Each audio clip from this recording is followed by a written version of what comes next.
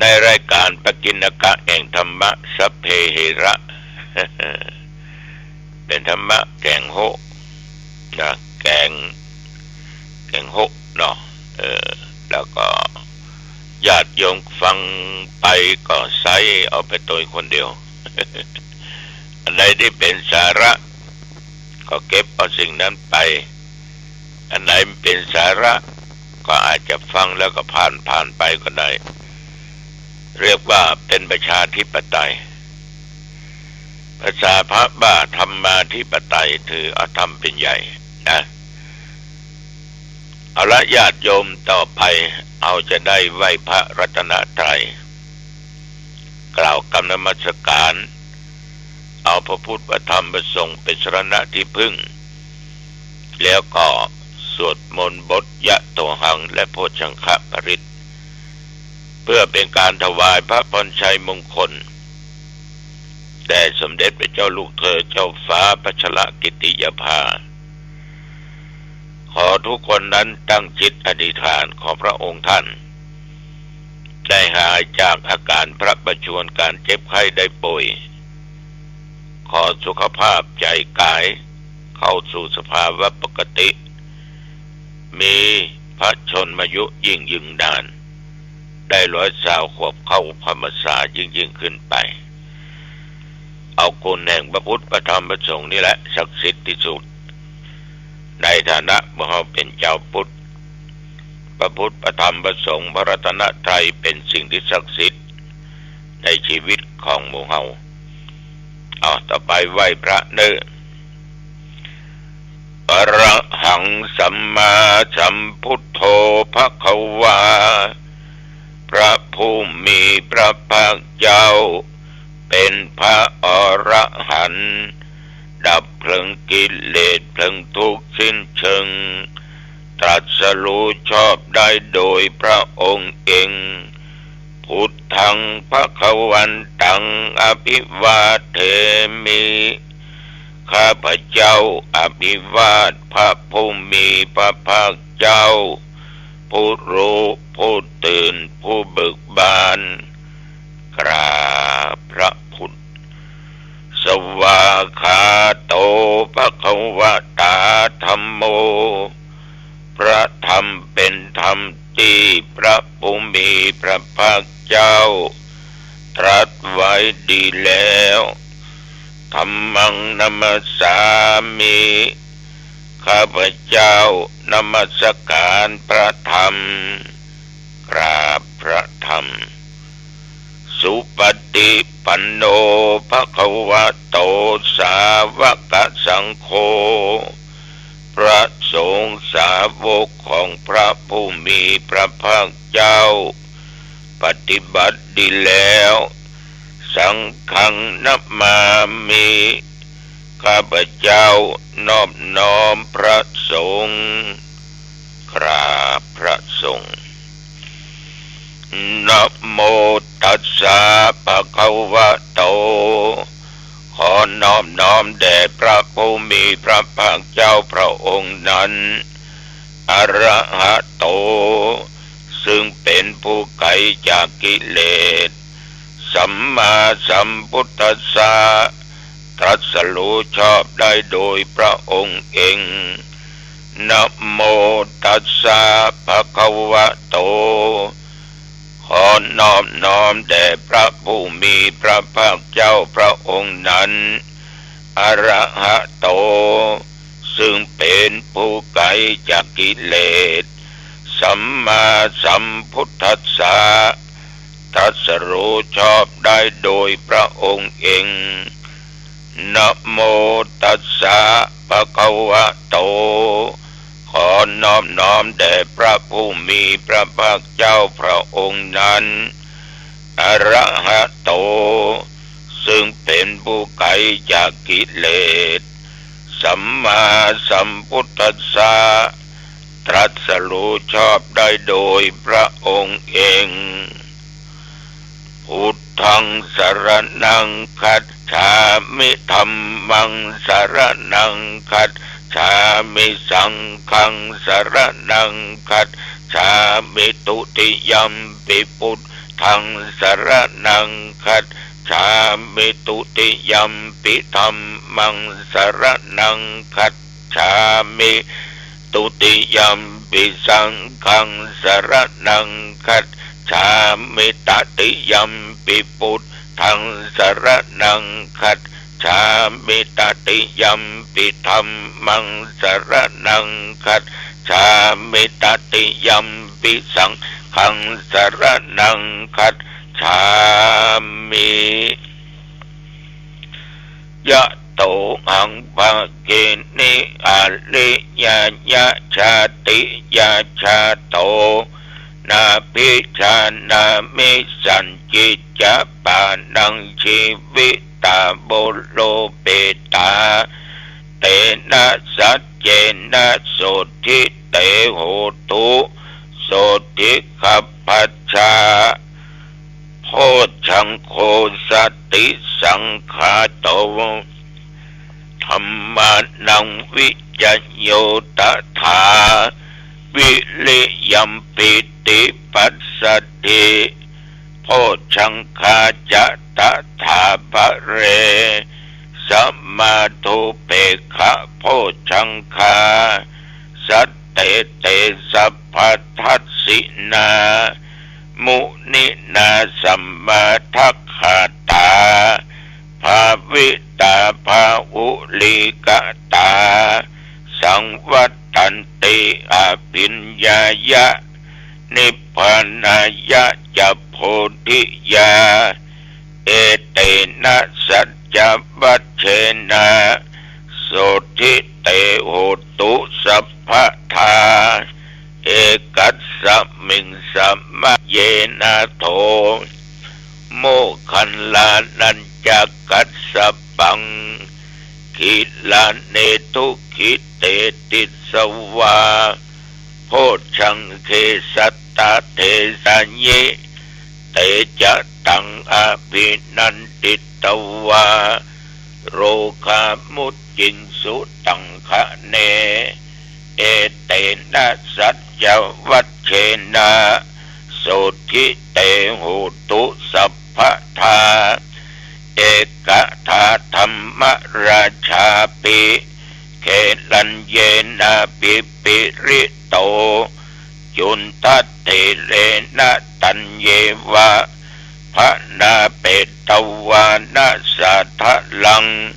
สัมโมดิตวาจะอาภาธาตัมหาวุฒาสิธานะโสเอเตนะสัจจวัชเชนะโสติเตโหตุสัพพทาปะหินาเตจะอาภาธาตินนันนัมปิมะเยสินังมัคคะหัตถกิเลสาวะปัตตานุปติธัมมะตังเอเตนะสัจจวัชเชนะโสทิเตโหตุสัพพทาภวะตุสัพพมังคะลังรักขันตุสัพพเทวตาสัพพพุทธานุภาเวนะสัทธาโสถีภวันตุเตภวะตุสัพพมังคะลังรักขันตุสัพพเทวตาสัพพธรรมานุภาเวนะสัทธาโสถีภวันตุเตภวะตุสัพพมังคะลังรักขันตุสัพพเทวตาสัพพสังฆานุภาเวนะสัทธาโสถีภวันตุเตขอถวายพระพรกรมอุตุได้ประกาศตักเตือนถึงว่าดินฟ้าอากาศอุณหภูมิมันจะหนาวน้อยแต่ก็ควรระวังฝนยังมีอยู่ แต่ตั้งแต่ตะวันวามาถึงวันนี้ประเดี๋ยวนี้วัดหนองตองและบริเวณใกล้เคียงมีฝนตกแม้แต่เม็ดเดียวลมก็อยู่ตามปกติอากาศเมื่อวันก็ร้อนอยู่อุณหภูมิปัจจุบันนี้ก็21 องศาก็ออกไม่ออกศรัทธาญาติโยมแต่ว่ามาจนถึงปัจจุบันนี้แต่ว่ากินง่ายๆก็ไม่ได้ไปไหนกินก็ตอนแล้วก็ไม่ได้ไปไหนเขาเรียกว่าอยู่วัดแต่ก็บ่ฮื้อวันเวลาผ่านไปโดยเปล่าประโยชน์นั่งบันทึกเสียงธรรมะพ่องเทศธรรมดาพ่องอ่านหนังสือหนังหาพ่องทำไปบ่ฮื้อมันว่างเปล่าหลับตานั่งกรรมฐานชั่วครั้งชั่วคราวพ่องเพราะนั่งอย่างใดก็ได้ตามอิริยาบถนั่งเก้าอี้ก็ภาวนาบนเก้าอี้นั่งบนเตียงก็ภาวนาบนเตียงจะเดินจะเหินไปไหนก็มีสติกำกับมันก็เป็นการเจริญสมาธิเป็นการฝึกจิตฝึกใจให้ตั้งมั่นบ่หวั่นไหวจิตมันตั้งมั่นเนี่ยญาติโยมมันบ่หวั่นไหวไปตามอารมณ์เราจะสังเกตได้คนบางคนจิตบ่ตั้งมั่นจิตหวั่นไหวง่ายเดี๋ยวไปที่ไหนได้ยินเสียงอย่างดังคมก็ต้องสะดุ้งยะเต้นยงเต้นย่างเดือด ตายอย่างอีบลัมบเหลือเนาะเสียงอะไรอย่างเงี้ยมันโสตประสาทนั่นหูมันรับเสียงมาเกิดเป็นอารมณ์ทำให้จิตใจหวั่นไหวไปตามเสียงนั้นกระตุกเส้นประสาทญาติโยมทำให้แสดงอาการต่างๆออกมาได้ฉะนั้นเอาอยู่ก็บ่ฮื้อเวลาผ่านไปเปล่าประโยชน์ทำเล็กๆน้อยๆดีกว่าบ่ทำญาติโยมท่านผู้ฟังทั้งหลายแต่วันนี้ตกเย็นมาก็ออกกำลังกายจักรอกไปวัดก็คงจะหันเนาะแปลงลอกโดยตัวเจ้าแปลงมันต้องไปซื้อไปหาที่ไหนก็ใจประโคตรเอวนะเป็นสายมัน มัดอันมัดนี่ใจเจือกไนล่อนเนี่ย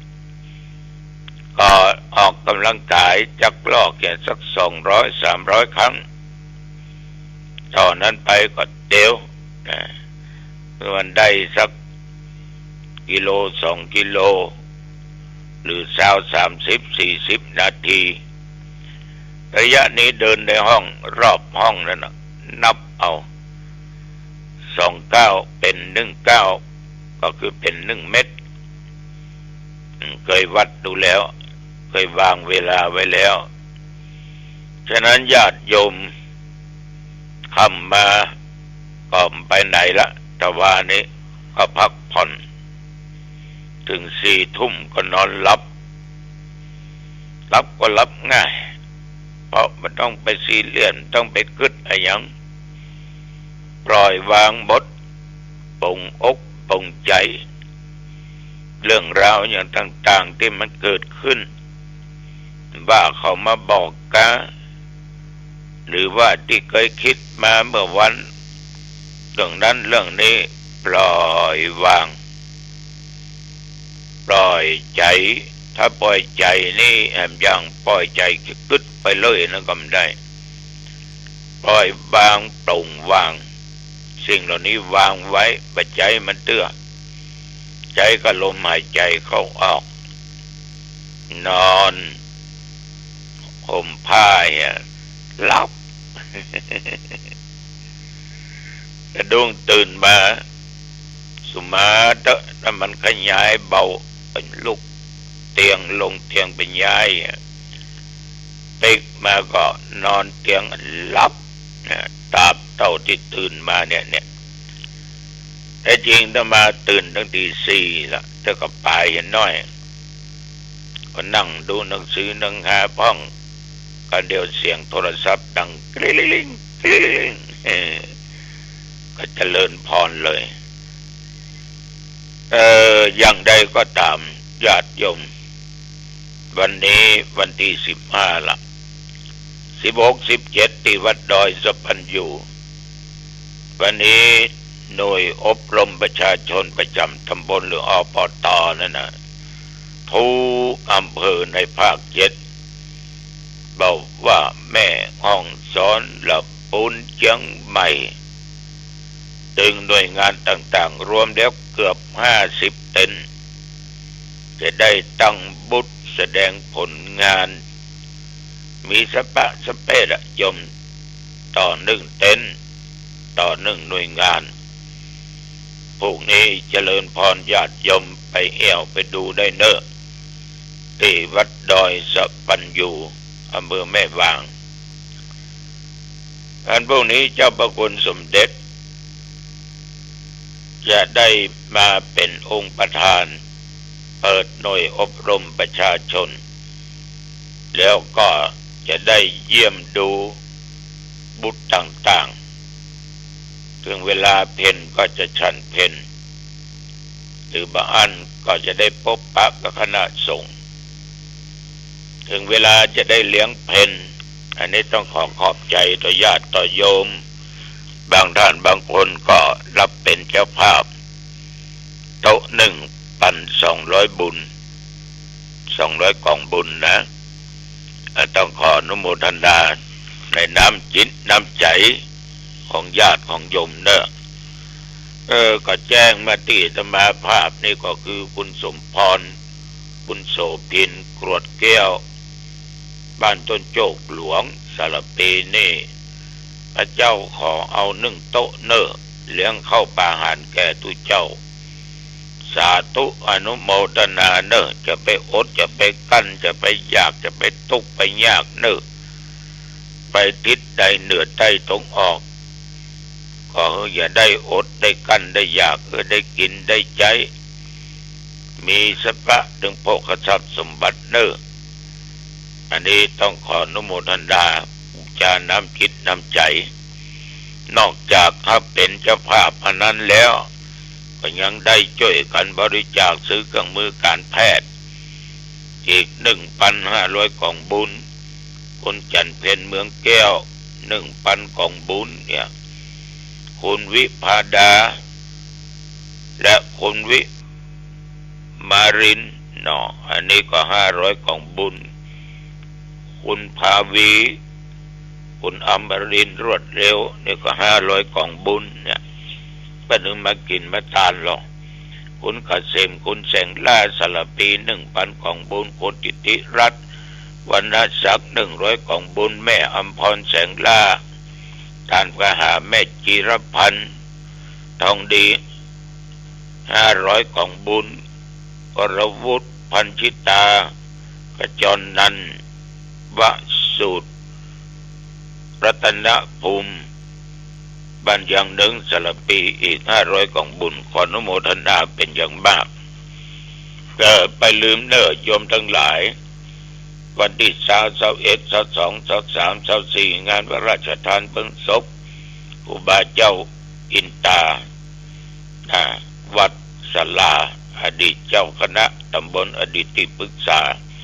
วันที่20เป็นจะนำสรีระร่างกายขึ้นไปบนปราสาทนกหัด